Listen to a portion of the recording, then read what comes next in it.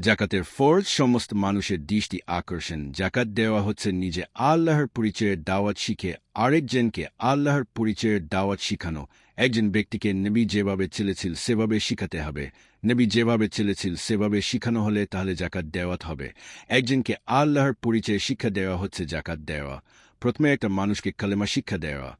কালেমা হচ্ছে আল্লাহ পাকের পরিচয়। আল্লাহ পাকের পরিচয় হচ্ছে পৃথিবী ভাঙলে আল্লাহকে দেখা যায়। নবী পৃথিবী ভাঙার দাওয়াত দিয়ে মানুষদেরকে ঈমান দিয়েছিল। সেই পৃথিবী ভাঙার দাওয়াত কোরআন শরীফে নাই। নবী পৃথিবী ভাঙার দাওয়াত দিয়ে অন্তরে নূরে ভরপুর করেছিল। সেই পৃথিবী ভাঙার দাওয়াত কোরআন শরীফে নাই। নবী পৃথিবী ভাঙার দাওয়াত দিয়ে বিশ্বাস স্থায়ী করেছিল। সেই পৃথিবী ভাঙার দাওয়াত কোরআন শরীফে নাই। সমস্ত মানুষ প্রথমে পৃথিবী ভাঙার কাজ শিখতে হবে। লম্বা সময় পৃথিবী ভাঙার দাওয়াত মানুষদেরকে দিতে হবে।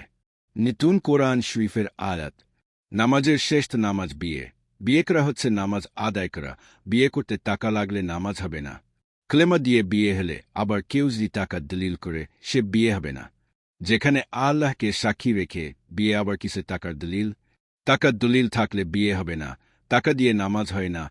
কালেমা হচ্ছে আল্লাহ পাকের পরিচয়। আল্লাহ পাকের পরিচয় দিয়ে বিয়ে হয়।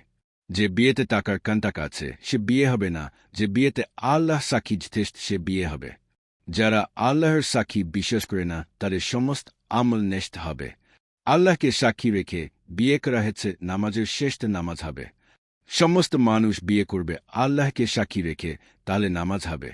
নামাজের শ্রেষ্ঠ নামাজ বিয়ে আদায় করতে হলে কোনো রকম টাকার কান্টাক চলবে না। টাকা কান্টাক হলে বিয়ে হবে না, নামাজ হবে না। আল্লাহকে সাক্ষী রেখে বিয়ে হলে বিয়ে হবে, নামাজ হবে।